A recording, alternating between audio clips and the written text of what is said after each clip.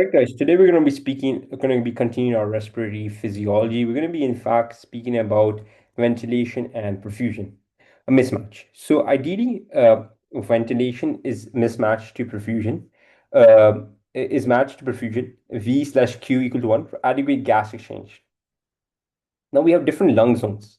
So, let's start with the apex. Let's start with the top of the lung, which is going to be apex. Over here, the ventilation perfusion and the apex lung is going to be 3. So therefore, it's going to be wasted ventilation. What do I mean by this wasted ventilation? It's essentially that the blood coming all the way up, it's quite low. It's quite low relative to the ventilation. You can imagine like gases that could travel up. So therefore, it's going to be more air, and there's going to be very little perfusion, blood coming up. Second thing is going to be ventilation perfusion at the base of the lung is going to be 0.6 wasted perfusion. So of course, at the baseline, we're getting a lot of blood. A lot of blood is going to be coming there.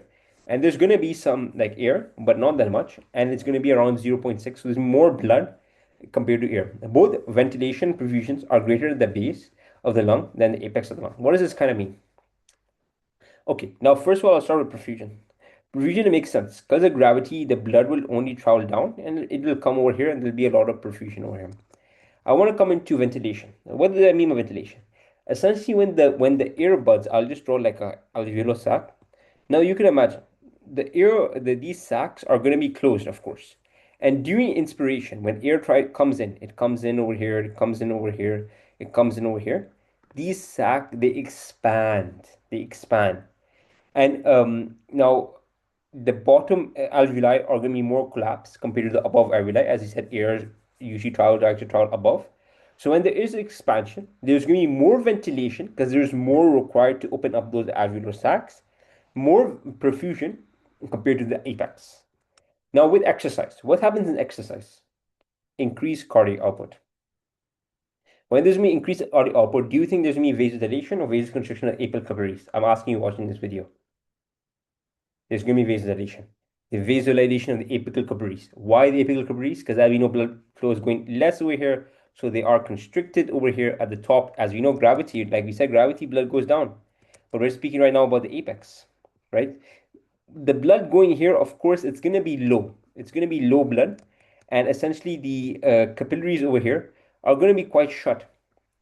But when we're having more amount of cardiac exercise, our cardiac output increases. And what happens to those capillaries? They open up. They vasodilate. And the ventilation perfusion, of course, reaches almost 1. And certain organisms thrive very good in high oxygen environments. For example, tuberculosis, it flows at the apex. Now I want to come over to ventilation to perfusion 0.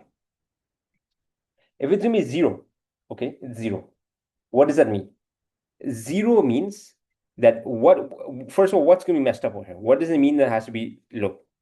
It has to be ventilation or perfusion? Well, it has to be your ventilation. Your ventilation probably has to be quite low over here because you're having obstruction, okay? And the fact that your ventilation is low, it will then lead to, of course, your perfusion is low, and that leads to a 0 over here. What do I mean of this? Let me draw alveolar sac over here, and let me draw some blood. It means that there's some obstruction. So it can be pneumonia, it can be ARDS, it can be foreign body, it can be anything, but there's obstruction of this. This is a shunt. This is a physiological shunt that we're drawing over here. It's obstruction over here.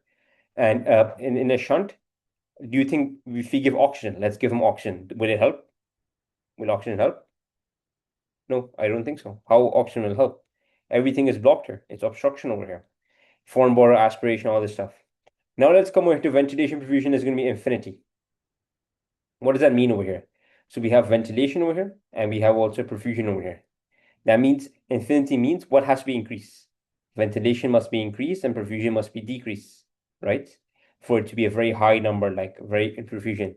What's the example of that? That's going to be a pulmonary embolism. Okay, blood flow obstruction.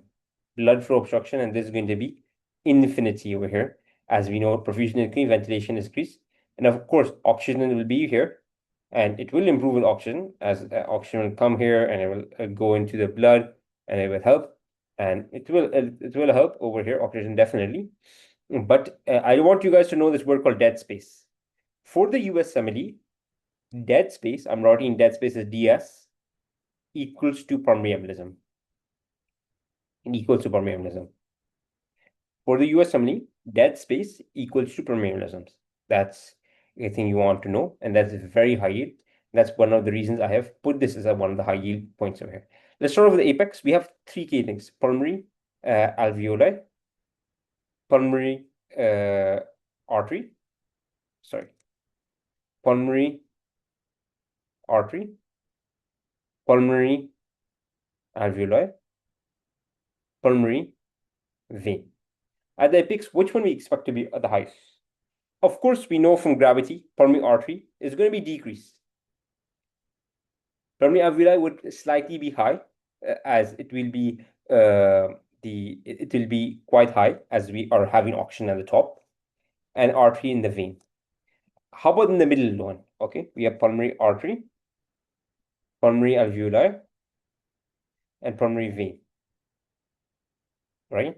In the middle, your artery, it'll be there, so it'll be the highest. Pulmonary alveoli will be in the middle, and the vein will be the last. Because we're getting blood, and then we're getting a bit of oxygen, and then we're getting a bit of vein.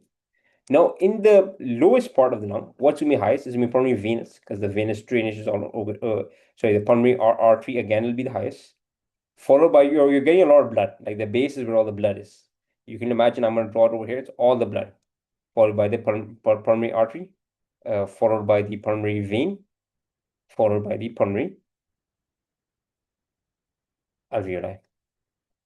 Perfect. Okay, alveolar gas exchange. Now let's come into this formula. What's going on over here? So pulmonary alveoli is going to be your inspired oxygen. It's going to be your literally the amount of oxygen that you are going to inspire. Okay, minus your PaCO2. Okay, so this over here, first of all, I want to specify this. This is referring to our alveoli. How much oxygen do we have over here? How do we find this? Well, of course, you have to look at the inspired oxygen minus the pulmonary artery CO2. So CO2 over here in the artery and the CO2 in the alveoli are practically the same, okay, over the respiratory coefficient. What is respiratory coefficient? Means your CO2 produced over your O2 consumed over here, right? So your CO2 produced over your O2 consumed.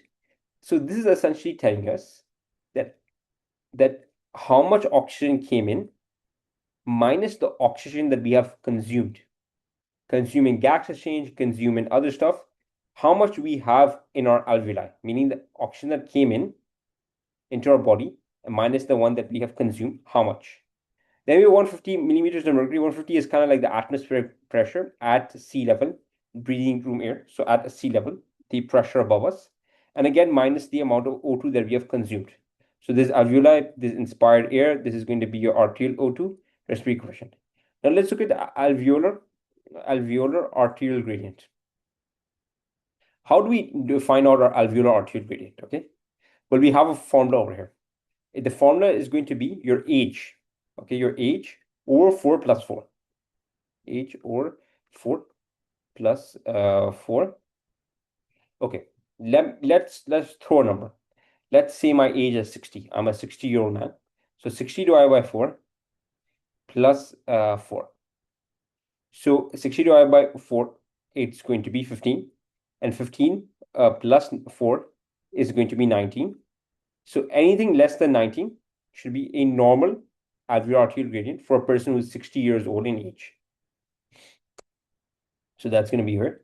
Let's come in here and check out if we missed out anything. So we can see that there is going to be previously, like as you said, there's vasodilation. Apex does not get more ventilation. Then the apex does not get more ventilation than the base. So we can see, first of all, both ventilation perfusion are greater at the base. So base alveoli are more compressed, smaller at rest, and they expand more. And when you inhale, the base will expand more and receive more ventilation. Vasodilation apical previously closed capillaries, especially at the apex, and it reaches 1 at the apex, perfusion initially low. With exercise, increased cardiac output, increased vasodilation of capillaries, and this will lead to too much air. And then we can see that there is going to be a pulmonary alveoli. So we can see the pulmonary alveoli. Pulmonary alveoli is going to be more than the pulmonary arterial alveoli. The alveolar pressure could compress the capillaries, and the arterial pressure must be high enough to push open the capillaries. Pulmonary artery is going to be more than pulmonary alveoli to keep the capillaries open, and this is going to be prevent any collapse. We can see over here the uh, uh, yeah, where do we get 150? 150 is the O2 that you start with from the inspired air. And PaCO2 is how much O2 was lost due to gas exchange. Because oxygen is constantly replaced by CO2, so O2 diffuses from the alveoli into the blood. CO2 diffuses from the blood to alveoli. Why specifically PaCO2? Because it's going to be equal to each other. And that's a bit of a yield. Let's come and do some questions.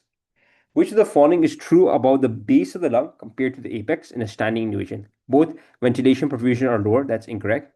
Perfusion is higher, ventilation is lower. That seems correct. Both ventilation perfusion are higher. The VQ ratio is low. So VQ, it would be, they were getting a lot of perfusion. So it would be low. So answer here should be 1B. Which of the following is true regarding the base of the lung compared to the apex? We have done this one. Doing a heavy exercise, why does a VQ ratio approach 1? Decrease respirate, that's wrong. Vasodilation and recruitment to increase cardiac output is the correct answer. A pulmonary embolism causes a blood flow obstruction. This creates an area of a shunt. That's wrong. That's obstruction, which is ventilation perfusion would be a zero, as we're basically getting zero ventilation. Perfusion, yes, as we know the perfusion is decreased, and that would really increase the ventilation. So the B is the correct answer. Calculate the upper limit of normal in alveolar arterial gradient in a patient who is 80 years old. So let's do that. 80 divided by 4 plus 4, 24. So that's going to be D.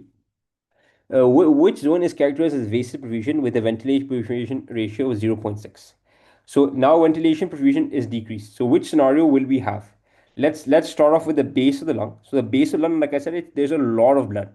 I'm drawing like a diagram over here. We have to see the base of the lung essentially has a lot of blood. There's a ton of blood over here, right? So which scenario would that be? In this scenario where there's a lot of blood, what happened to ratio would decrease, right? So it would be the base. Compared to the top where there's less blood, the perfusion of course is decreased, so the ventilation will be increased. All right, guys, thank you guys. Just to give you guys a quick overview, ventilation perfusion mismatch. At the apex, we're having high amount of ventilation, low amount of blood, so it's going to just be very high. At the base, we're having high amount of blood, low amount of a high amount of blood, low amount of ventilation, so it's going to be quite low, and we call this wasted perfusion. Alveolar gas exchange is going to be the amount you inspired minus the amount that you've lost oxygen due to gas exchange. All right, guys, thank you guys so much for watching, and I hope to see you guys next time.